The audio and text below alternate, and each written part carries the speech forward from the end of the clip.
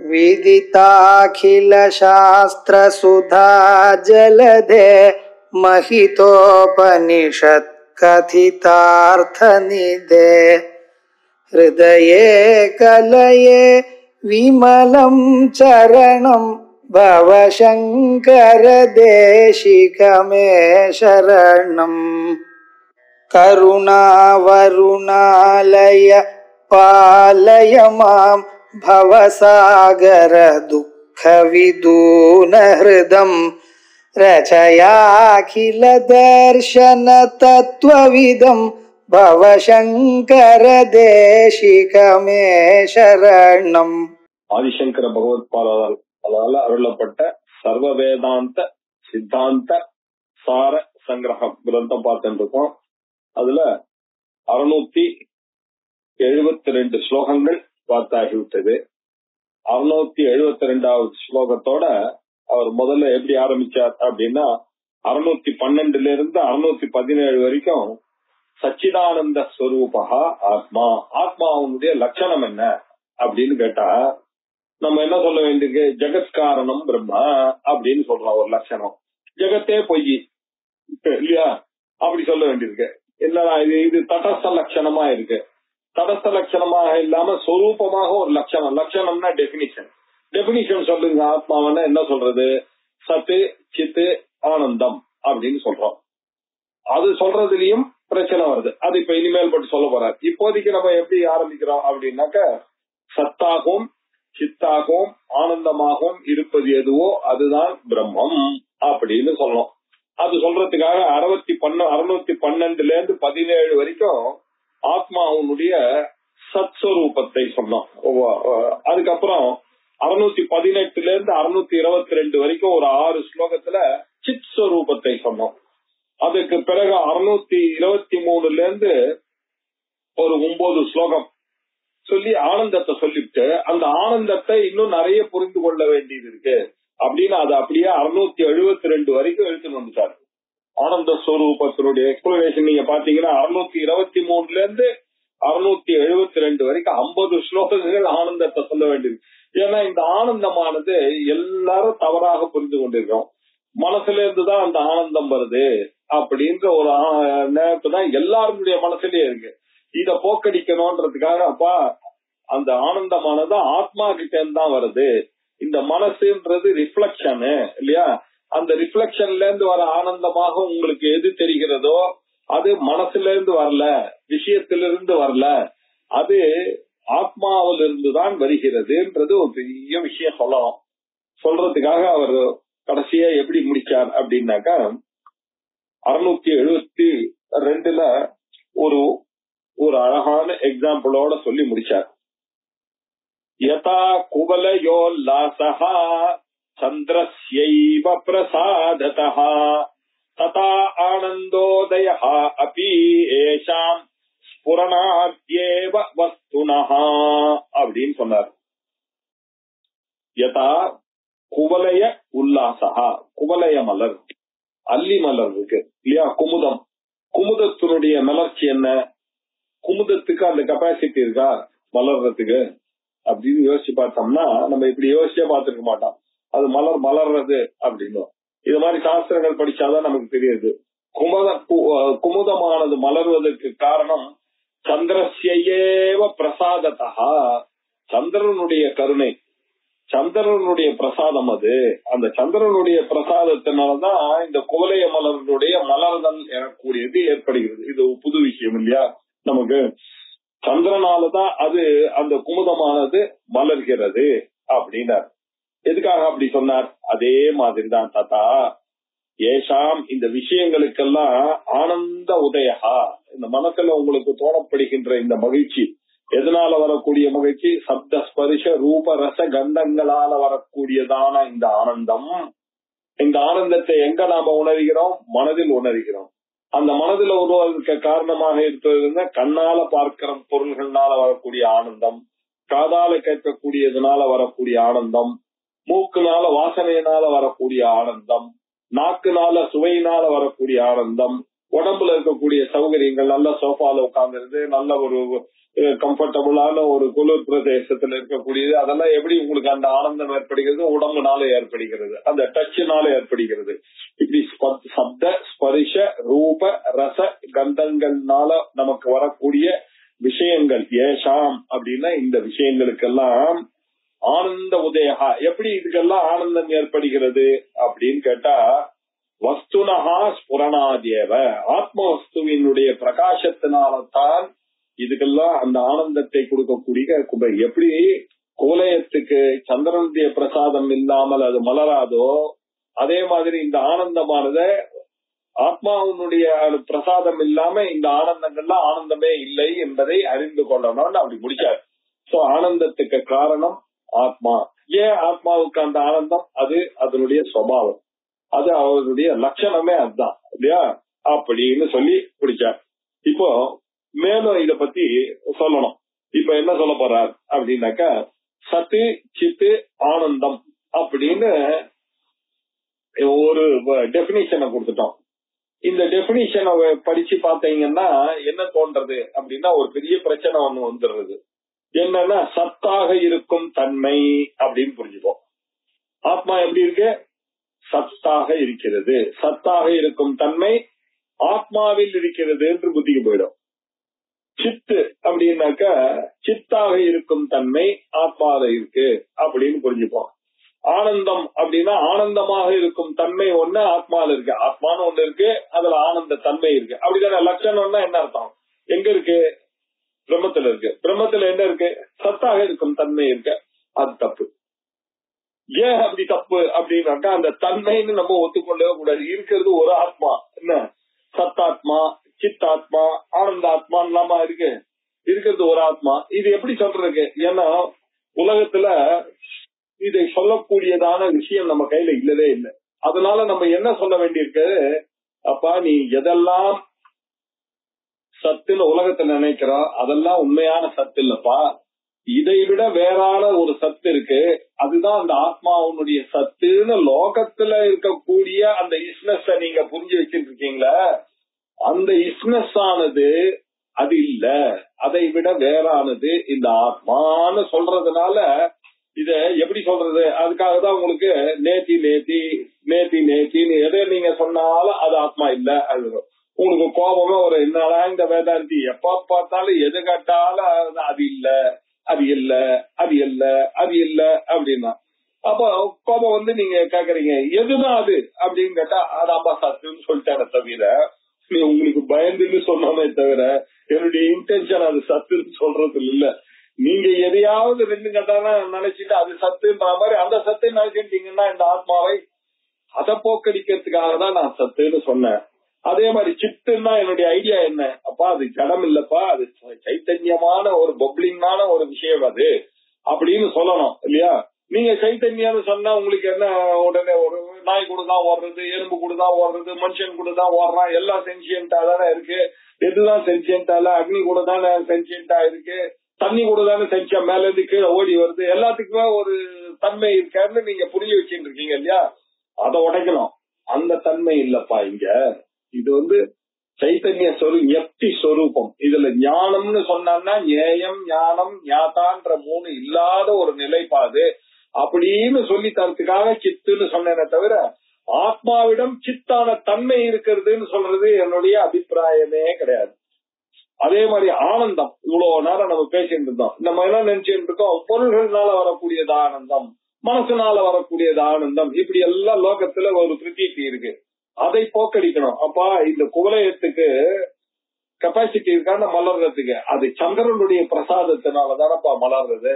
ஆத்மாவுடைய பிரசாதம் இல்லாம விஷயங்களுக்கெல்லாம் உங்களுக்கு ஆனந்தத்தை கொடுக்கக்கூடிய கெப்பாசிட்டி கிடையாதுப்பா அப்படின்னு சொல்ல வேண்டியிருக்கு. அதனால ஆனந்தம் அப்படின்னு சொன்னோம். இப்போ சத்து சித்து ஆனந்தம் இது மூணு லட்சணம் அப்படின்னு சொன்னோம். இப்ப இந்த லட்சணம்னு சொல்றதுல சில ப்ராப்ளங்கள்லாம் இருக்கு. அதனுடைய சொரூபம் அப்படின்னு சொல்லி அந்த லோகத்துல இருக்கக்கூடிய பதங்களை வைத்துக் கொண்டு தான் அதை சொல்ல வேண்டிய விஷயம் இருக்கு. இப்ப சொல்றாரு, சத்வம் சித்வம் ததா ஆனந்தஹா ஸ்வரூபம் பரமாத்மனஹா நிர்குணஸ்ய குண அயோகாத் குணாஸ்து ந பவந்தி தே. பாருங்க, சத்துவம்னு சொன்ன உடனே உங்களுக்கு என்ன ஞாபகம் வந்து, ஒரு குணம் சத்துவமாக இருக்கும் தன்மை அப்படின்னு புரிஞ்சிடலாம். சித்வம், தொம்முன்னா என்ன அர்த்தம்? சித்தாக இருக்கும் தன்மை. அந்த தொம்முக்கு என்ன அர்த்தம்? தன்மை இல்லையா? நாய்க்கு நாய்த்துவம், ஸ்திரீல ஸ்திரீத்துவம் இருக்கு, மனுஷங்கிட்ட மனுஷத்துவம் இருக்கு இல்லையா? இப்படிதான் நம்ம புரிஞ்சுட்டு இருக்கோம். தொம்முன்னாக்கா அதுவாக இருக்கும் தன்மை. இப்படி சத்துவமாக இருக்கும் தன்மை அந்த பரமாத்மால இருக்கு அப்படின்ற எண்ணம் வந்துடும். சித்துவம்னு சொன்ன என்ன அர்த்தம்? சித்தாக இருக்கக்கூடிய தன்மை ஒண்ணு இருக்கு. அதே மாதிரி ஆனந்தத்துவம் அப்படின்னு ஒண்ணு இருக்கு சார். எல்லா ஆனந்தமும் அந்த பிரம்மத்துல இருந்தா வருது நீங்க சொல்லிட்டீங்க, ஒத்துக்கிட்டேன் நானு, அவ்வளவுதான். சரி, விஷயங்கள்னால வரல, ஆத்மால இருந்து வருது அப்படின்னா, ஆத்மா எனக்கூடிய தன்மையை உடையதாக அந்த பிரம்மம் இருக்கு அப்படின்றதானே நம்ம மனசுல இருக்கு. அதான அர்த்தம். எல்லாம் இப்படி எல்லாம் பேசினா அதானே நீங்க சொரூபம்னு சொல்றீங்க. சித்தனுடைய ஆத்மாவுடைய சொரூபம் என்ன? சத்தாக இருக்கும் தன்மை, சித்தாக இருக்கும் தன்மை, ஆனந்தமாக இருக்கும் தன்மைன்னு புரிஞ்சுக்கிறோம். ஆனா அங்க இன்னொரு பிரச்சனை வருது. நமக்கு என்ன சொல்லி தருது அந்த ஸ்ருதியானது? கேவலோ நிர்குணஸ்ச என்ன, ஏகோ தேவஹா சர்வபூதேஷு கூடஹா கேவலோ நிர்குணஸ்ச அப்படின்னு சொல்றதுனால அதுக்கு குணமே கிடையாது, ஆத்மாவுக்கு எந்த குணமும் இல்லை. அப்படி இருக்கும் பொழுது சத்துவம் எனக்கூடிய குணமோ, சித்துவம் எனக்கூடிய குணமோ, ஆனந்தம் எனக்கூடிய குணமோ அதுல பொருந்துமோ? பொருந்தவே பொருந்தாது அப்படின்றத நமக்கு புரிய வச்சா. நிர்குணஸ்ய குண அயோகாத். நிர்குணம்னு சொன்ன பிறகு எந்த குணம் அதோட சேரும்? நிர்குணம் நீங்க சொன்னதுனாலேயே அதுக்கு எந்த தன்மையும் ஒட்டாது, எந்த தன்மையும் ஒட்டாது. அப்படி இருக்கும்போது குணாஸ்து ந பவந்தி தே, இந்த குணங்கள்லாம் அதற்கு இருக்கிறதுக்கான சான்ஸே இல்லை. அது நிர்குண பிரம்மமாக இருக்கிறதுனால இத புரிஞ்சிக்க வேண்டியது ரொம்ப அவசியமா இருக்கு. சத்து சித்துன்னு சொன்னாக்க இத பத்திய விஷயங்கள் எங்க விஸ்தாரமா பேசியிருக்கார் அப்படின்னாக்க, ஆத்மாவுக்கு லட்சணம் சொல்ல வந்ததான தைத்திரிய ஸ்ருதியானது சத்தியம் ஞானம் அனந்தம் பிரம்ம அப்படின்னு சொன்னார். அப்போ இந்த சத்துவம் சித்துவம் அனந்தத்துவம் இத விஸ்தாரமாக பாஷ்யத்துல ஆச்சாரியால் டிஸ்கஸ் பண்ணார். அப்ப இது எதுவுமே வந்து லட்சணமாக ஆகாது. எத்யபி நம்ம சொரூப லட்சணம்னு சொன்ன பொழுதிலும் இதெல்லாம் லட்சணமாக ஆகவே ஆகாது. ஆனாலும் வேற வழி இல்லாம லட்சணம் சொல்ல வேண்டிய நெசசிட்டி நமக்கு வந்ததுனால அதை புரிய வைக்கிறதுக்காக வச்சோம். நான் புரிய வைக்கிறதுனால அது சத்து அப்படின்னு சொல்றதுல தாற்பயம் இல்ல, நீ எதை சத்துன்னு நினைச்சுட்டு இருக்கியோ அது இல்லன்னு சொல்றதுல தாற்பயம். அங்கேயே நேத்தி தான் தாற்பயம். நீ எதை ஞானம் நினைச்சுட்டு இருக்கியோ அது ஞானம் இல்லப்பான்னு சொல்றதுக்காக சித்துன்னு சொன்ன. நீ எதை அந்தம் பரிச்சின்னம் ஆனந்தம்னு நினைக்கிறியோ அது இல்ல, அது அனந்தம். அதுக்கு வந்து தேச கால வஸ்து பரிச்சின்ன ரஹிதமாக இருக்கக்கூடியதுக்கு அதுக்கு எண்டே கிடையாதுப்பா. அப்படியே அது நித்திய ஸ்வரூபம்பான்னு சொல்றதுக்காக அனந்தம் அப்படின்னு சொன்னா அங்க டிஸ்கஸ் பண்ணிருக்காரு. அந்த விஷயத்தெல்லாம் மனசுல வச்சுட்டு ஒரு ஸ்லோகத்துல சொல்லிருக்காரு. நிர்குணஸ்ய குண அயோகாத்து குணஸ்து ந பவந்தி தே. இந்த குணங்கள்லாம் சத்து சித்து ஆனந்தம் இருக்கக்கூடிய குணமாக நீங்கள் அந்த ஆத்மாவில் இருப்பதாக கருதக்கூடாது. இந்த குணங்கள்லாம் அந்த ஆத்மாவில இல்ல, இருக்குன்னு சொன்ன புரிய வைக்கிறதுக்காக சொன்ன, அதெல்லாம் இருக்காது. அது இருந்ததுன்னாக்க அப்ப என்ன ஆகும்? அதுவும் லட்சணத்துக்கு லட்சணா அகம்யா அப்படின்னு ஒரு நாமா இருக்கு. லட்சணத்தினால சொல்ல முடியாத ஒரு பொருளை லட்சணத்தோட சொல்றேன்னு சொன்னா என்ன அர்த்தம்னா அங்க இருக்கும்பா. அதனால புரிய வைக்கிறதுக்காக சொன்னக்கூடிய விஷயம். ஆனா என்ன இன்டென்ஷன்? எந்த டெபினிஷனுக்கும் அது ஒத்து வராது. டெபினிஷன்னாலே உங்களுக்கு அறிந்த பொருள்களும் பார்த்த பொருள்கள் கேட்ட பொருள்களுக்கு தான் டிஃபைன் பண்ண முடியும். இது உங்களால் மனசனாலையும் வாக்குனாலையும் அறிய முடியாத ஒரு பொருளுக்கு டெபினிஷன் சொல்லவே முடியாது. சொன்னா தப்பாதான் இருக்கும். கண்டவர் விண்டிலர், விண்டவர் கண்டிலர்னு சொல்றதெல்லாம் இதை வச்சுட்டுதான் நம்ம சொல்றோம். இவ்வளவு விஷயங்களை வச்சிருந்தா ரைட்டா. இப்படி சத்தாக முக்காலத்திலும் அழியாததாக இருக்கும் தன்மை, அறிவாக இருக்கக்கூடிய தன்மை, ஆனந்தமாக இருக்கக்கூடிய தன்மை, இதெல்லாம் பரமாத்மனஹா ஸ்வரூபம், எல்லாம் பரமாத்மாவுடைய ஸ்வரூபம். ஆனா பரமாத்மா நிர்குணமாக இருக்கிற காரணத்தினால நிர்குணஸ்ய பரமாத்மனஹா, குணமற்றதான அந்த பரமாத்மாவிற்கு குண அயோகா, குணமானது எந்த நாளும் சேராத காரணத்தினால் தே குணாகா, அந்த குணங்கள் எல்லாம் ந பவந்தி ஆவறதில்லைப்பா. இதெல்லாம் இந்த டெபினிஷன் தான் அதுக்கு சரியா கேனாட் டிஃபைன் அப்படி இன்டிஃபைனபிளா இருக்கு அந்த ஆத்மாவானது அப்படின்னு சொன்னார். சொல்லிட்டு இப்போ விசேஷணம்னு வச்சுக்கலாமே சார் அப்படின்னு சொன்னோம் இல்லையா. விசேஷணம்னு சொன்னாக்கா அது நல்லா புரியுது.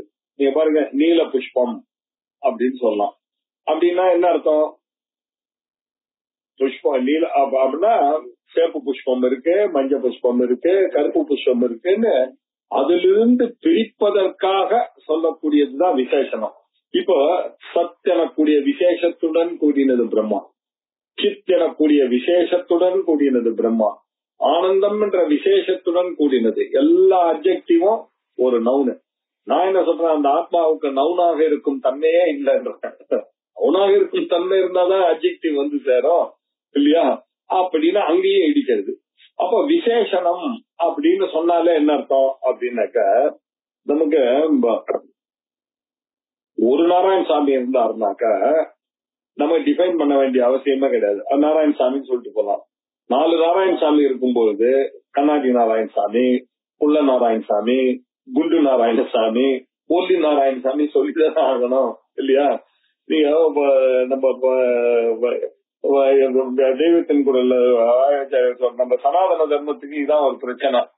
நம்ம ரிலிஜன் இருக்கும்போது வேற ரிலிஜன்லாம் இருந்தா நமக்கு பேர் வைக்க வேண்டிய அவசியமே இல்லாம போச்சு. நமக்கு ஏது பேரு என்ன, 2 பேர் இருந்தாலும் இருக்கிறது உலகம் முழுக்க ஒரு ரிலிஜன் தான் இருந்தது. அதனால சொல்ல வேண்டிய அவசியம் இல்லாத இருக்கு. இருக்கிறது ஒரு நாராயணசாமினா வராது, போட்டிக்கு இன்னொரு நாராயணசாமி வந்துட்டாரு அந்த கிராமத்துல. இப்போ என்ன பண்றது, பிரச்சனை வந்துருச்சு ஊர் ஜனங்களுக்கு. இப்ப என்ன சொல்றது அப்படின்னாரு, பழைய நாராயணசாமி புது நாராயணசாமின்னாவது வைக்கணும் ஏதாவது ஒண்ணு. இன்னொரு நாராயணசாமி வந்தாரு, இப்ப அவரை என்ன சொல்றது, புள்ள நாராயணசாமியை நம்ம ஒத்துக்க வேண்டியிருக்கு. அதுக்கப்புறம் நக்க நாராயணசாமி ஒருத்தர் வந்து சேர்ந்தார். ஒரு கிராமத்துல இப்படி வந்ததுன்னா வர வேண்டியது. இதெல்லாம் எதுக்காக இந்த விசேஷணங்கள் போடுறோம் அப்படின்னா, நீங்க யோசிச்சு பாத்தீங்கன்னா ஒரு ஆத்துல 5 பசங்க இருக்கு இல்லையா. அந்த காலத்துல 5 பசங்க இருந்ததுன்னா முதல் பையன் விளையாட்டு அவன் பாட்டுக்கு வருவான், இன்னொருத்தன் கராட்டே கிளாஸ் போயிட்டு வருவான், இன்னொருத்தன் கிரிக்கெட் ஆடிட்டு வருவான். இவங்க எல்லாம் சாப்பிட்டாச்சான்னு எப்படி 1 சாப்பிட்டாச்சா, 2 சாப்பிட்டாச்சா, 3ன்னு எப்படி கேட்கறது. எல்லாத்துக்கும் ஒரு பேரை கொடு இல்லையா. ராமசாமி, கிருஷ்ணசாமி, கோவிந்தசாமி நம்ம கொடுத்தோம்னாக்க நமக்கு ஈஸி ஐடென்டி. கோவிந்தசாமி வந்துட்டானா, சாப்பிட்டானா, ராமசாமி வந்துட்டானா, நாராயணசாமி வந்துட்டாரான்னு கேட்கறது முடியும். அதனால விசேஷனம்ன்றது எதுக்காக கொடுக்கணும், ஒரு பொருளை பிரித்து காண்பிப்பதற்காக கொடுக்கக்கூடிய சொல்லு. இங்க எப்படி பிரித்து காமிக்க முடியும், இருக்கா ஆத்மான்னு ஒண்ணு இருந்ததுனால அதை பிரிச்சு காமிக்கிறதுக்கு. வேற ஆத்மா இருந்ததுன்னாக்க இந்த ஆத்மாவை நான் பிரிச்சு காமிக்கணும். இருக்கிறது ஒரு ஆத்மா, அந்த ஆத்மாவை பிரிச்சு காமிக்கிறதுக்கு சொல்லக்கூடிய பொருள் அப்ஜெக்டிவ்னு நீ எப்படி சொல்ல முடியும். இந்த சத்தை சித்து ஆனந்தத்தை அப்ஜெக்டிவாக எப்படி ட்ரீட் பண்ண முடியும்? அது என்ன விசேஷமா? அது விசேஷனம் இல்லையே அப்படின்னு சொல்றாரு. விசேஷனம் து வியாவிருத்தியை பவேத் திரவியாந்தரே சதி பரமாத்மா அத்விதீயோயம் பிரபஞ்சஸ்ய மிருஷாத்வதஹ வஸ்வந்தரஸ்ய அபாவேன ந வியாவர்த்யஹ கதாச்சன. விசேஷனம்ன்ற வார்த்தை சொன்னாலே என்ன போட வேண்டியிருக்கு, ஒன்னிலிருந்து ஒன்னை பிரித்து காண்பிக்கணும். வியாபிருத்தி, வியாபிருத்தின்னா ஒரு பொருளை விளக்குவதற்காக இல்ல நம்ம சொல்ல வேண்டியது எதுவோ அதுக்குதான் விசேஷனம். இங்க விசேஷனம் து வியாவிருத்தியை பவேத். எப்போ திரவியாந்தரே சதி, வேறு ஒரு பொருள் இருக்குமே ஆனால், அதே மாதிரி வேறு ஒரு பொருள் இருக்குமே ஆனால் அப்போ இதை பிரிச்சு காட்ட வேண்டியதான ஒரு நெசசிட்டி நமக்கு ஏற்படும். அப்போ விசேஷணத்தை யூஸ் பண்ண வேண்டியிருக்கு. அப்ப நம்ம என்ன சொல்ல வேண்டியிருக்கு, நீல புஷ்பம், வெள்ள புஷ்பம், கருப்பு புஷ்பம், ஊதா புஷ்பம் இதெல்லாம் சொல்லணும். ஏன் அப்படின்னா வேற சஜாத்தியமான பேதங்கள் இருக்கு. சஜாத்தியமான பேதங்கள் இருக்கும் பொழுது, அந்த அதே ஜாதியில இருக்கக்கூடிய பொருள்கள் இருக்கும் பொழுது அந்த சஜாத்திய பேதமத்தை அங்க நீக்கரின் பொருட்டு இந்த விசேஷணத்தை நாம அடைமொழியை சேர்க்க வேண்டிய கட்டாயம் ஏற்படுகிறது. இங்கேயோ இந்த மாதிரி ஏதாவது இந்த சஜாத்தியமான வேற ஏதாவது இருக்கிறதா? இல்லையே. இருந்தாரே ஆனால் அதை பிரிச்சு காமிக்கணும். நம்ம புஷ்பத்தை பண்ற மாதிரி காமிக்கணும் இல்லையே. அதனால திரவியாந்தரே சதி விசேஷனம் து வியாவிருத்தியை பவதி. வேறு பொருள் இருக்கும் பொழுது திரவியாந்தரே சதி வியாவிருத்தியை அதை விளக்குவதற்காக விசேஷனம் து பவேத், விசேஷனம் எனக்கூடியது வரலாம். ஆனா இங்க எப்படி இருக்குன்னா பரமாத்மா அத்விதீயா, பரமாத்மா இரண்டாவது பொருள் இல்லாத ஒரு இரண்டற்றதாக இருக்கக்கூடிய ஒரு பரமாத்மா. அந்த பரமாத்மாவுக்கு பிரபஞ்சஸ்ய மிருஷாத்வதா, பிரபஞ்சம் மிருஷாத்வதா பொய்யாக இருக்கக்கூடிய இந்த பிரபஞ்சம் பொய்யாக இருக்கிற காரணத்தினால, இந்த பரமாத்மா இரண்டாவது பொருள் இல்லாத காரணத்தினால இது எப்படி நம்ம விசேஷனம்னு சொல்றது? விசேஷனம் சொல்ல முடியாது.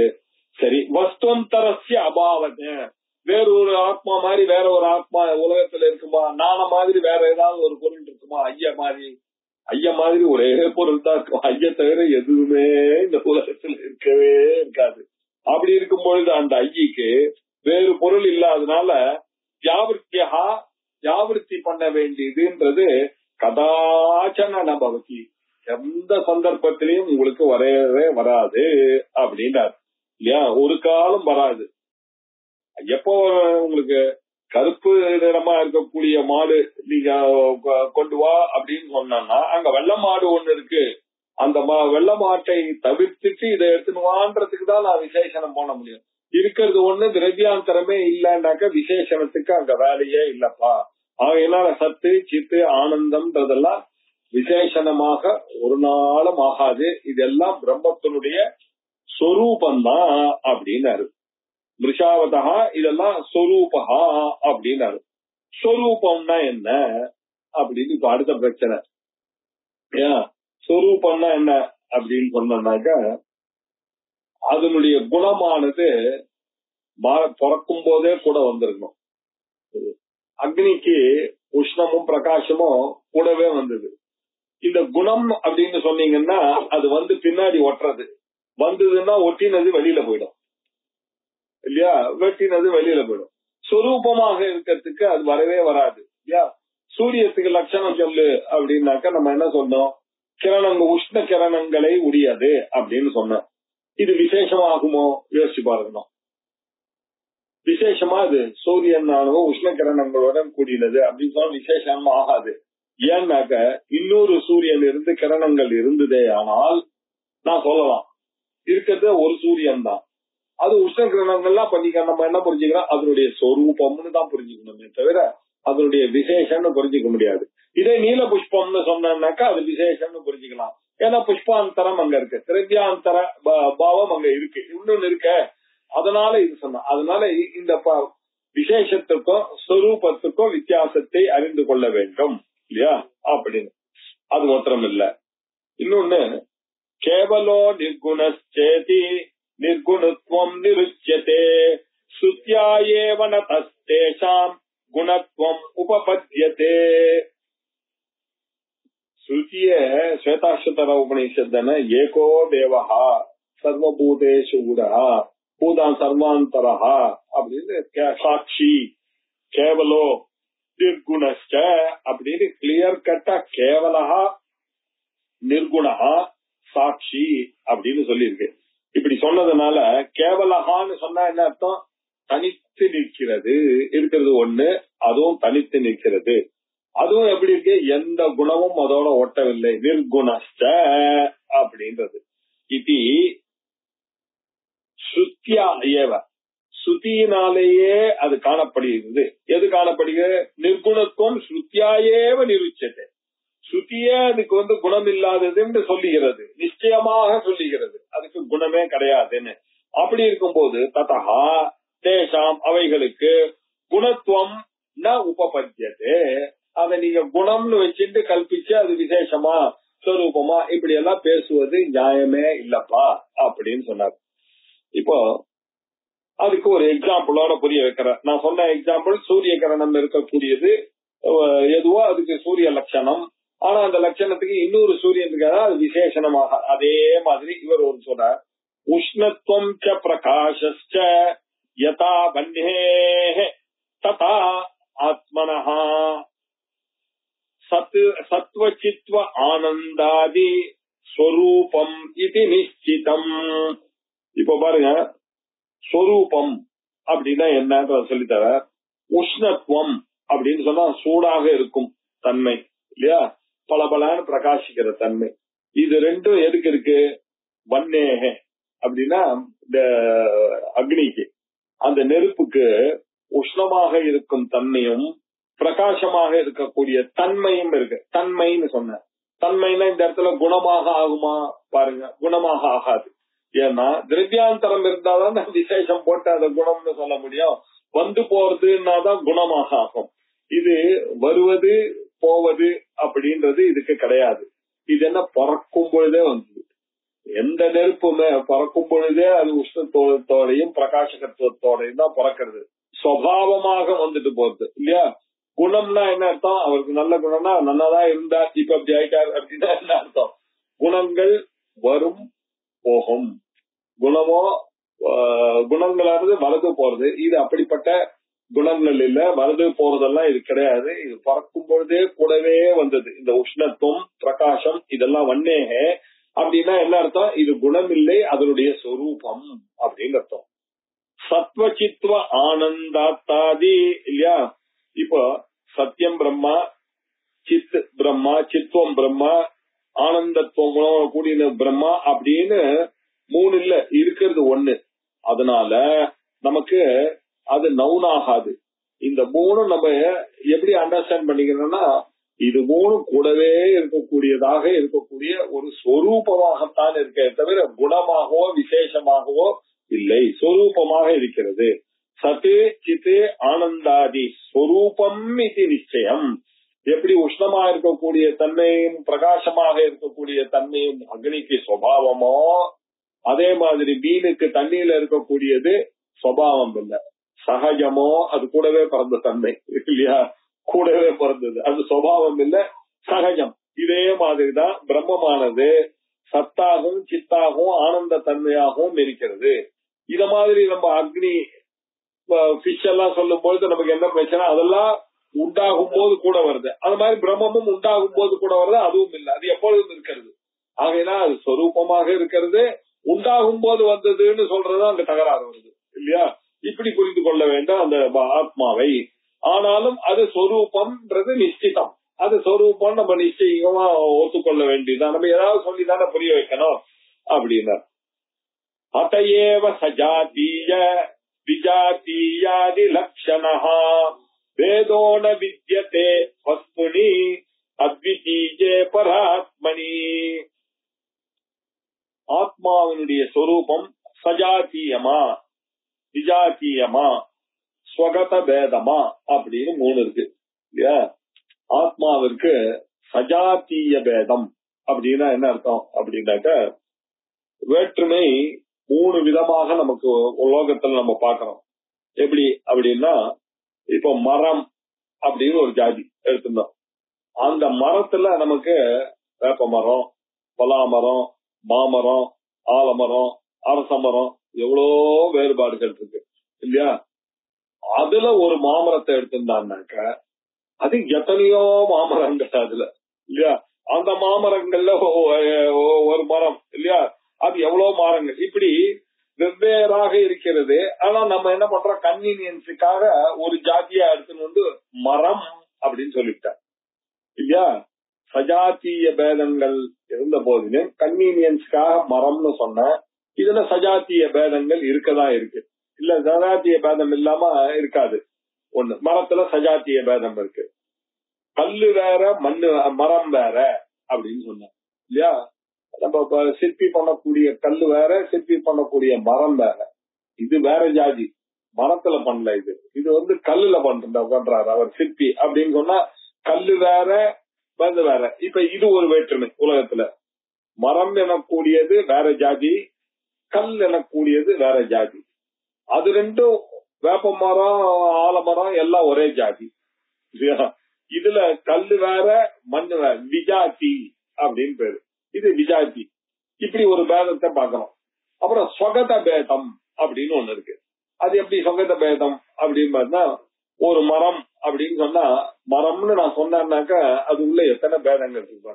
அதுல வேர் இருக்கு, அதுக்கப்புறம் அடித்தண்டு இருக்கு, அதுக்கப்புறம் பிரான்சஸ் இருக்கு, அதுக்கப்புறம் அதுல இருந்து சப் பிரான்சஸ் இருக்கு, அதுல இருந்து இலைகள்லாம் இருக்கு, அதுல இருந்து பழம் மாவடு இருக்கு, வெப்பினாதான பழங்கள் இருக்கு, அப்புறம் ஃபுல்லான காய் இருக்கு, அந்த காய் ஃபுல்லான பழம் இருக்கு.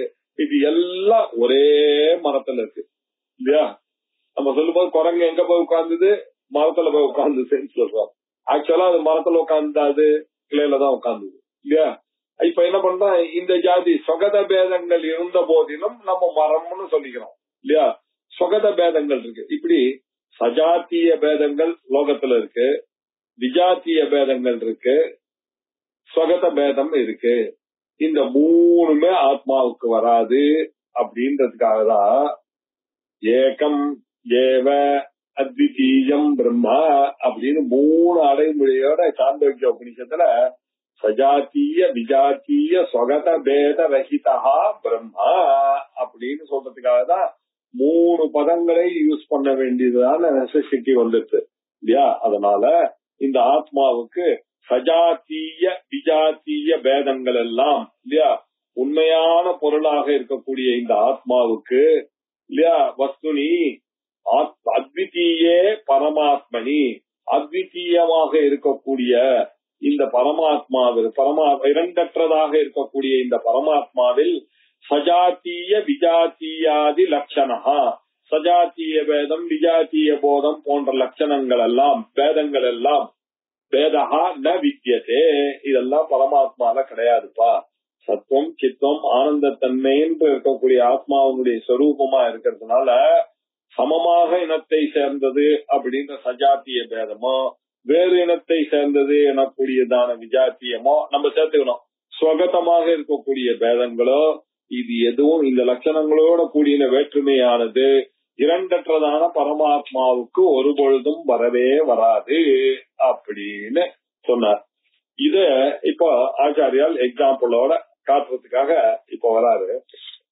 பிரபஞ்சஸ்ய அபவாதேன விஜாதீய கிருதாபிதா நேஷ்யதே தத் பிரகாரம் தே வக்ஷ்யாமி ஸ்ருணு சாதரம்.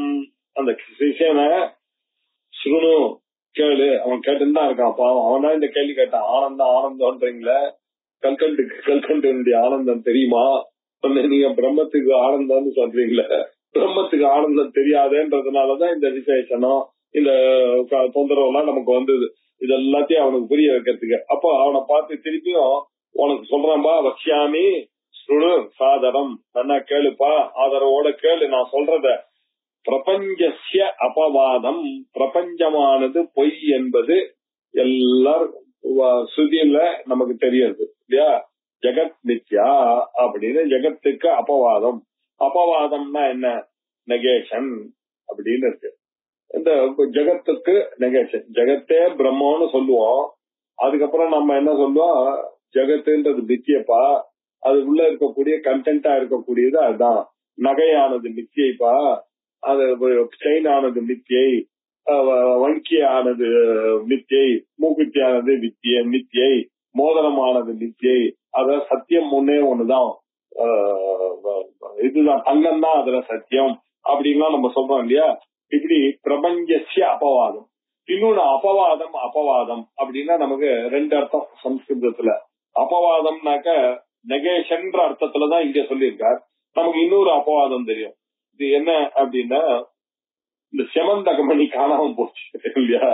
செமந்தகமணி காணாம போச்சுன்னா யார் மேல இந்த அபவாதம் வந்தது? கிருஷ்ண பரமாத்மா மேல வந்தது. எதனால அந்த அபவாதம் வந்ததுன்னாரு, 4ஆம் பிறை சந்திரனை பார்த்தாரு. 4ஆம் பிறை சந்திரனை பார்த்தா உங்களுக்கு எல்லா அபவாதமும் வரும், எல்லா பிரச்சனைகளும் வந்து சேரும் அப்படின்னா. நமக்கு அந்த பிரச்சனையே இப்பெல்லாம் கிடையாது. 4வது பிரச்சனை அது ஆபீஸ் நேரத்திலேயே இருக்காங்க. காத்தால ஆபீஸ் போனா சாயங்காலம் வரைக்கும் இருக்க. இதுல போய் 4ஆம் பிறை எங்க பாக்குறதுக்குன்னா சான்ஸ். டெய்லி இவங்க வேலை இல்லாம மேல போய் பார்த்துட்டு உட்கார்றவங்களுக்கு தான் இதெல்லாம். இந்த காலத்துல இல்ல, அந்த காலத்துல கிருஷ்ண பரமாத்மா பாவம் இந்த கஷ்டம் இல்ல. அவரு அந்த காலத்து மனுஷனா இருந்ததுன்னா போய் பார்த்தாரு, வாங்கி கட்டிட்டாரு. அபவாதம் அப்படின்னாச்சு. இப்போ அபவாதம்னு அப்படி ஒரு அர்த்தம் இருக்கு. அபவாதம்னாக்கா நெகேஷன் அப்படின்னு ஒரு அர்த்தம். பிரபஞ்சஸ்ய அபவாதேன, பிரபஞ்சமானது அபவாதம் செய்யப்படுவதனால் இல்லையா என்ன தெரியாது? அப்போ விஜாதீய கிருதா எப்போ அபவாதம் ஆகுதோ அப்படின்னாக்க என்னத்த வேறு எண்ணத்தை சேர்ந்த வஸ்துவின் மூலமாகத்தானே இந்த வஸ்துவானது அபவாதமாகிறது. ஒன்னை புரிந்து கொண்டால் தானே இன்னொன்னை அபவாதம் பண்ண வேண்டும். அத மாதிரி பண்ணலாமா அப்படின்னு பார்த்தா அது ஒப்புக்கொள்ள முடியாது.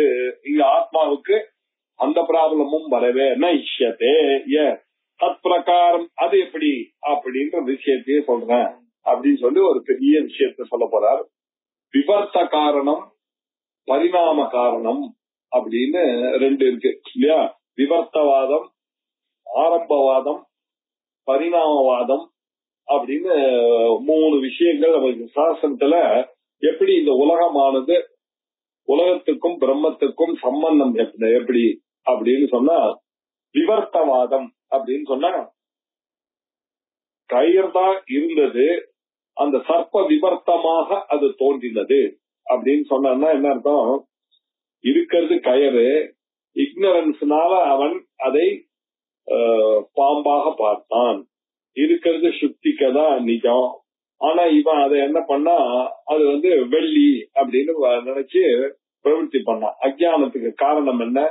தோற்றம் காரணம். அந்த பாலப்பள்ளியம் இருந்தது, அந்த பாலப்பள்ளியத்தை பார்த்து இவன் அது ரூபாவா இருக்குமோ, இவன் பசியில இருக்கான், அவனுக்கு அந்த கிழிஞ்சல் அவனுக்கு ரூபாவாக காணப்பட்டது, ஆஹா கிடைச்சதுன்னு சொல்லிட்டு எடுக்கிறான் இல்லையா? இவன் என்ன பண்றா, மந்தாந்த காலத்துல அஜ்ஞானத்தோட வந்தான், அங்க இருக்கக்கூடிய கயரை பார்த்து ஓன்னு அழுதுட்டு ஓடி போயிட்டான். ஐயோ பாம்பு இருக்கு வாங்க அப்படின்னு சொன்னான்.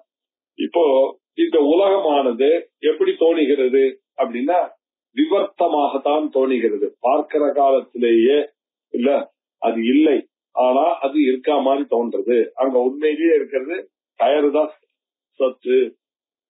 இந்த கயறு பாம்பு எக்ஸாம்பிள்ல கயறு தான் சத்து. அதே மாதிரி இந்த உலகம் பிரம்மம் இந்த எக்ஸாம்பிள்ல பிரம்ம தாஸ்தாந்திகத்துல என்ன சத்தியம்? பிரம்மன் தான் சத்தியம், பிரம்மா. இது இன்னொரு விதமாகவும் இந்த எக்ஸ்பிளனேஷன் இருக்கு. விவர்த்தவாதம், பரிணாமவாதம். அது என்ன அப்படின்னாக்க, தங்கம் இருக்கு, அந்த தங்கம் தான் தங்க வளையலாகவும் தங்க ஜிமிக்கியாகவும் தங்க ஒட்டியானமாகவும் தங்க மூக்குத்தியாகவும் தங்க தோடாகவும் தங்க வங்கியாகவும் மாறுகிறது அப்படின்னு சொன்னா என்ன அர்த்தம்? அந்த வங்கியிலையும் தங்கத்தை தவிர வேறில்லை, மோதிரத்திலையும் தங்கத்தை தவிர வேறில்லை. இப்படிதான் நம்ம பாக்கிறோம். அப்போ மண்ணிலிருந்து வந்ததுதான் குடம், மண்ணிலிருந்து வந்ததுதான் அகல், மண்ணிலிருந்து வந்ததுதான் மடக்கு அப்படின்னு சொன்னா மடக்கும் மண்ணும் வேறில்லை. மடக்குலயும் மண் இருக்கு, மண்ணிலையும் மண்ணுத்தோம் இருக்கு இல்லையா? இப்படி ஒன்னு இன்னொன்னாக மாடிஃபை ஆயிருக்க கூடியது. அதே மாதிரி இந்த உலகமானது சில சமயத்துல நம்ம ஒத்துக்கிறோம் இல்லையா? துவைத்தத்தை ஒத்துண்டு பேசும்போது பரிணாமத்தை ஒத்துக்கொள்கிறோம். இதுக்கெல்லாம் காரணம் அம்பாள் கிட்ட தான் வந்தது இந்த உலகம். அவர்கள்லாம் சிறுவித்தியில பரிணாமவாதத்தை ஒத்துக்கொடுக்கிறாங்க. இல்லைன்னாக்கா எப்படி வரும்? நீங்க சொல்லி பாருங்க. ஒரேடியா பொய்ன்னு சொல்லாதீங்க இல்லையா? இத ஒரு அம்மா சாப்பிடுங்க, நல்லா தெரியுது, சாப்பிட்டா பசி போறதுன்னு தெரியுது, செருப்போட்டுன்னு போனாக்கா காலில் முன்னு குத்தலாம் தெரியுது. எல்லாமே பொய்ன்னு சொன்னா வருமா இல்லையா? ஆகையினால பகவான் தான் உலகமாக இருக்கிற, அவனின்றி ஒரு அணுவும் அசையாது அப்படின்னு நம்ம சொல்லும் பொழுதெல்லாம் எந்த வாதத்தை பேஸ் பண்ணி சொல்லிக்கிறோம் அப்படின்னா பரிணாமவாதத்தை பேஸ் பண்ணி சொல்லிக்கிறோம். இன்னொன்னு ஆரம்பவாதம்னு ஒண்ணு, அது கொஞ்சம் தகராறு நமக்கு. அவன் என்ன சொல்றான், தார்க்கிகன்லாம் என்ன சொல்றான், இந்த மாடர்ன் டே பிசிசிஸ்ட், இந்த இங்கிலீஷ் எஜுகேட்டட் பீப்புள் எல்லாம் என்ன சொல்றாங்கன்னா, அப்படி எல்லாம் கிடையாதுப்பா, நீங்க என்ன ஒரேடியா பொய்யெல்லாம் சொல்லாதீங்க, மண்ணும் குரமும் ஒண்ணுதான் அப்படின்னு சொல்லாதீங்க. ஒவ்வொரு எஃபெக்டும் பிறக்கும் பொழுது அது வேறாகத்தான் பிறக்கிறது. காரணமே காரியம்னு சொல்றது, காரியம் வேற காரணம் வேறப்பா. காரணமாக இருக்கலாம், அதுக்காக அந்த காரணமே அப்படியே காரியத்து முழுக்க இருக்கு. நீங்க மண் இல்லாத குடத்தை காமிங்க அப்படின்லாம் சொல்றது நியாயமே இல்ல. நான் ஒரு எக்ஸாம்பிள் கேட்கிறேன். நூலில் இருந்து தானே வந்தது வேஷ்டி, என்ன நீங்க என்ன சொல்றீங்க? நூல் தான் வேஷ்டி. வேஷ்டி தனியா காமிங்க, எனக்கு நூலை எடுத்துருங்க புத்தியினால, வேஷ்டில இருந்து புத்தினால நூலை எடுத்துருங்க, வேஷ்டி எங்க அப்படின்னு கேக்குறீங்க. தங்கத்தை எடுத்துருங்க மோதிரத்துல இருந்து, என்ன மோதிரம் காமிங்க எனக்கு அப்படின்னு கேக்குறீங்க. இதெல்லாம் பெயர் அளவுன்னு சொல்றீங்க. நான் என்ன சொல்றேன், நான் ஒரு எக்ஸாம்பிள் சொல்றேன் கேளுங்க. நீங்க துணில இருந்து வந்ததுதான் வேஷ்டின்னு சொன்னீங்க. ஒருத்தர் குளிக்க போயிருக்காரு, குளிக்க போயிருக்கேன், டவல் மறந்துட்டேன் அர்ஜென்ட் ஒரு டவல் கொடுத்துனாக்க நான் ஒரு பந்து எடுத்து நூறு கொடுத்தாருனாக்கா அது சரியா வருமா? இல்ல, ஒரு நூறால தொடச்சிக்க முடியும்.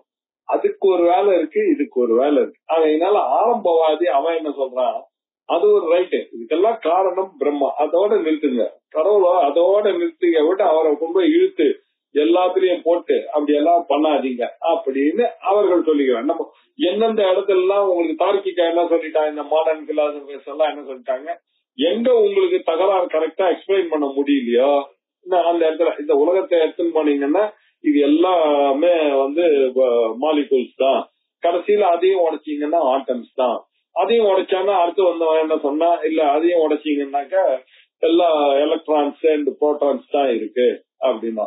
எலக்ட்ரான்ஸ் புரோட்டான்ஸுக்கும் முந்தின ஸ்டேஜ் என்ன அது பார்க்க வேணாமா? நீங்க டக்குனு electron proton kinetic energy potential எனர்ஜின்னு ஏதாவது சொன்னா சரியா போயிடுமா? அது உள்ள என்ன எனர்ஜி அது சொன்னாங்க இயான்ஸ் அப்படின்னு என்னவோ சொல்லி இன்னும் கூட போய் அப்புறம் காட் பார்ட்டிகள் வரைக்கும் போட்டுட்டாங்க. இப்படி அவர்கள் எல்லாம் போய்கொண்டே இருக்கிறார்கள் இந்த இதுக்கு. இப்படி காரணம் காரியம் இது ரெண்டுத்தையும் வைத்துக் கொண்டு நடக்கிற டிஸ்கஷன் தான் இந்த மூணு: விவர்த்தவாதம், பரிணாமவாதம், ஆரம்பவாதம் அப்படின்னு சொல்லக்கூடியது மூணு இருக்கு. இப்ப இவர் என்ன சொல்ற, ஆச்சாரியால் இதுல எந்த கட்சி அப்படின்னு பார்த்தா எல்லா இடத்துலயும் விவர்த்தவாதத்தை தான் ஆச்சாரியார். அவர் நமக்கு அத்வைத கிளாஸ்னால உடனே கயறு பாம்பு, சுத்தி ரஜதம், மிருகதிருஷ்டிகா, இது மூணு இல்லாம ஒருத்த கிளாஸ் எடுக்க முடியுமா அப்படின்னால அவன் சங்கரானியாயின்னு அர்த்தம் இல்லையா? ஏன்னா அந்த அளவுக்கு அவர் நம்ம பிளட்ல ஏற்றி விட்டார். விவர்த்தவாதம் தான் நம்ம கரைத்து இந்த உலகம் பொய், பிரம்ம சத்தியம், ஜெகன் மித்யா அப்படின்ட்டாரு. அது இப்போ விவர்த்தவாதத்தை சொல்றாரு. விடுவாரா ஆச்சாரியால் எழுதின கிரந்தத்துல விவர்த்தத்தை?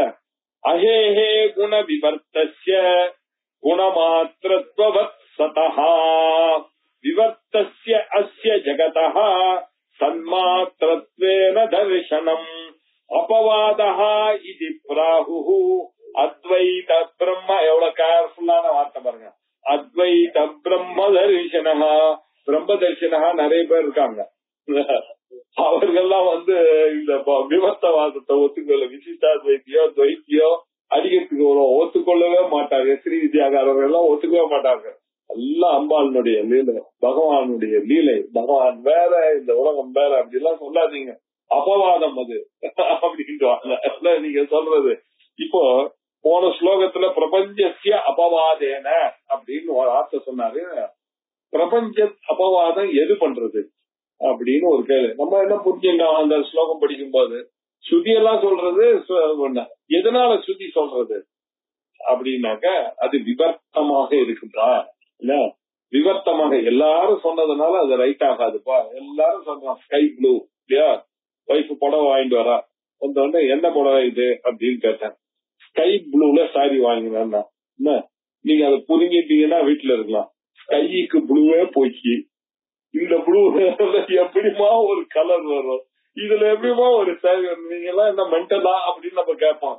ஆனா அப்படி இருக்கோமா? எல்லாரும் ஒத்துக்கிறோமா ஸ்கை ப்ளூ அப்படின்னு சொன்னா ப்ளூ இது கூட தெரியாதுன்னு நம்மள கேட்பாங்க. நம்ம உண்மையிலேயே கேட்க வேண்டிய கேள்வி ஸ்கைக்கு ஏது ப்ளூனஸ் இல்லையா? அது சிலதெல்லாம் நமக்கு இந்த பொய்யான டேர்ம்ஸ் எல்லாம் பழகி போச்சு, பொய்யான டேர்ம்ஸ் இல்லையா?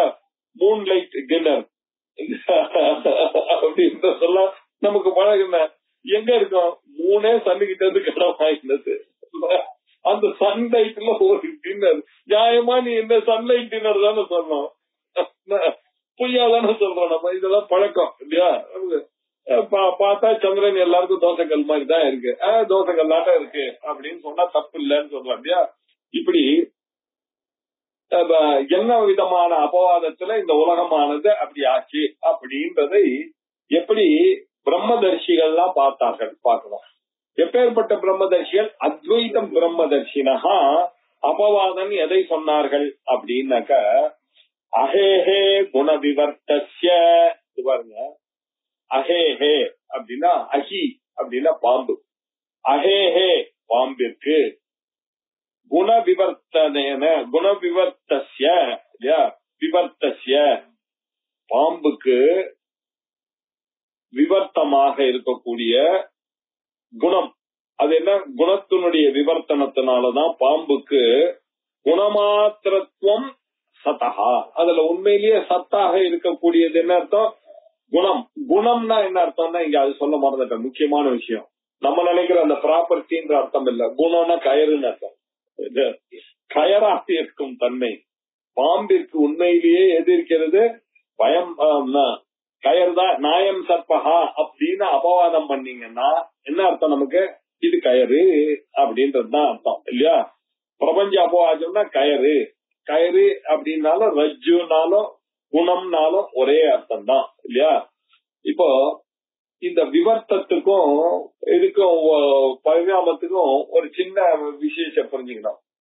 பரிணாமவாதத்துல மண்ணே குடமாக ஆச்சு, தங்கமே வளையலாக ஆச்சு அப்படின்னு சொன்ன இடத்துல மண்ணுக்கும் வேல்யூ கொடுக்கிறோம், குடத்துக்கும் வேல்யூ கொடுக்கிறோம். இந்த விவர்த்தவாதத்துல பாருங்க, நம்ம ஏதாவது வேல்யூ கொடுக்க முடியுமா? இல்லாத ஒரு பாம்பு. அதனால அந்த இடத்துலதான் நம்ம கவனிக்க வேண்டிய பாயிண்ட். பாம்புக்கு 1% கூட வேல்யூ கொடுக்க முடியாது. 100% வேல்யூ கயருக்கு தான் இருக்கு. அதனால குணமாத்திரத்தோ வச்சு சதஹா அப்படின்னு சொன்னாரு. அத மனசுல வச்சுன்னு சொன்னாரு. விவர்த்தஸ்ய அஸ்ய ஜகதஹா. அஸ்ய ஜகதஹா விவர்த்தமாக இருக்கக்கூடிய வெறும் தோற்றமாக இருக்கக்கூடிய இந்த ஜகத்துக்கு என்ன சன்மாத்திரத்வேன எது இருக்கு? பிரம்மந்தான் இருக்கு. இதை புரிந்து விவர்த்தமாக புரிந்து கொள்ள வேண்டும். பிரம்மத்தை தவிர இந்த உலகமே இல்லை அப்படின்னு பிரபஞ்ச அபவாதத்தின் மூலமாக நாம சொல்ல வர வேண்டியது விவர்த்தவாதம். இருக்கிறது பிரம்மம் ஒண்ணுதான் அப்படின்ற தர்சனம் இருக்கு இல்லையா? இதுக்குத்தான் அபவாதகான்னு பேருன்னு அத்வைத பிரம்ம தரிசினஹா பிராகு. அத்வைத பிரம்மத்தை அறிந்தவர்கள் இப்படித்தான் வருகிறார் அப்படின்னு தெரியுது. அப்படின்னாக்க இந்த சைத்தன்யத்திலிருந்து எப்படி சார் இந்த உலகம் வந்தது அப்படின்னு சொன்னா அத்தியாரோபத்தினால வந்தது. சுத்த சைத்தன்யமே என்னாச்சு? அத்தியாரோபத்தினால உங்களுக்கு விவர்த்தமாக வந்து ஆத்மனஹா ஆகாஷ சம்பூதா ஆகாஷாத் வாயு வாயோர் அக்னி இதெல்லாம் விவர்த்தம். அதனாலதான் நமக்கு சிருஷ்டி வாக்கியங்கள் எங்கெல்லாம் வருகிறதோ வேதத்துல அங்கெல்லாம் நமக்கு அர்த்த அங்கீகாரம் தான். முழு அங்கீகாரம் அந்த வேதிக் ஸ்டேட்மெண்ட்ஸுக்கு எல்லாம் கொடுக்க முடியாது. அதுலேருந்து நீங்க உள்ள போய் அந்த பிரம்மத்துக்கு போனாதான் அதுக்கு ஒரு வேலிடிட்டி கிடைக்கும். அது வரைக்கும் அதுக்கெல்லாம் இருக்கு, சொல்லிருக்கு. அதுதான் அர்த்த அங்கீகாரம். ஹாஃப் அங்கீகாரம் கொடுத்தா வேதத்துல சொன்னது பொய்யாகாது. அந்த அங்கீகாரமும் கொடுக்கணும். அதே சமயத்துல வேற எதுக்கோ இதை ட்ரை பண்றதுன்றதையும் புரிஞ்சுக்கணும். அப்படின்னு சத்தியம் ஞானம் அனந்தம் பிரம்மா யோவேத நிகிதம் குஹாயாம் பரமே வியோமன்லுக்கு தான் தாத்பரியம். அதை புரிய வைக்கிறதுக்காக இவர் என்ன பண்ணாரு? ஆத்மன ஆகாஷ சம்பூத ஆகாஷாத் வாயு எல்லாம் ஆனந்தம் பிரம்மே திவ்ய ஜானாத்தெல்லாம் சொல்லி பிராண அன்னமயத்தை விட வேறானது பிராணமயம், பிராணமயத்தை விட வேறானது எல்லாம் அவனுக்கு பிருகர் வைவாருணிகி வருணம் பிதரம் தேடிட்டு வந்து அந்த யதோவா அன்னே யதோவா இமானி பூதானி ஜாயந்தே ஏன ஜாதானி ஜீவந்தின்னு சொன்னோடனே இவன் போய் தேடினான். அன்னத்தினாலதான் இந்த உலகமான் வந்து திரும்பி வந்துட்டான். இல்ல அப்படின்னு போ தேடு, பிராணனாலதான் வந்தது தான் திருப்பி. அதுக்கப்புறம் மனசனாலதான் வந்தது, திருப்பி போனான், திருப்பி வந்தான். விஞ்ஞானம் தான் அப்படின்றத கண்டுபிடிச்சான். அதுக்கப்புறம் போய் வந்தான். இவன் திருப்பி அப்பா கையில வந்துட்டான். ஆனந்தோ பிரம்மே திவ்யா போய் தேடுனா ஆனந்தத்துக்கும் போய் தேடினான். அதுக்கப்புறம் அதுவும் வந்த உடனே அந்த ஆனந்தம் அவனுக்கு தெரிஞ்சிருச்சு. அதுக்கப்புறம் அவன் அப்பா கையில வரல. ஏ தத் சாமகாயன் நாஸ்தே அகமன்னம் அகமன்னாதா ரெண்டுத்தையும் புரிஞ்சுட்டான் அவன். புரிஞ்சின்ற பிறகு இவன் வரவே இல்லை அப்படின்றது இல்லையா? இதுதான் பிரம்ம தரிசன பிரம்மதரிசிகள் அத்வைத பிரம்ம தரிசனிகள் கண்டுபிடிச்சதான இந்த விஷயங்கள் அப்படின்னு சொல்லி புரியுதா? இதனுடைய 680 ஸ்லோகம் வரைக்கும் பார்த்தோம். இதனுடைய மேல்பாகம் அடுத்த திங்கட்கிழமை நீங்க பார்ப்போம். அடுத்த திங்கட்கிழமை அடுத்த சனிக்கிழமை நவராத்திரி வந்துடுறது.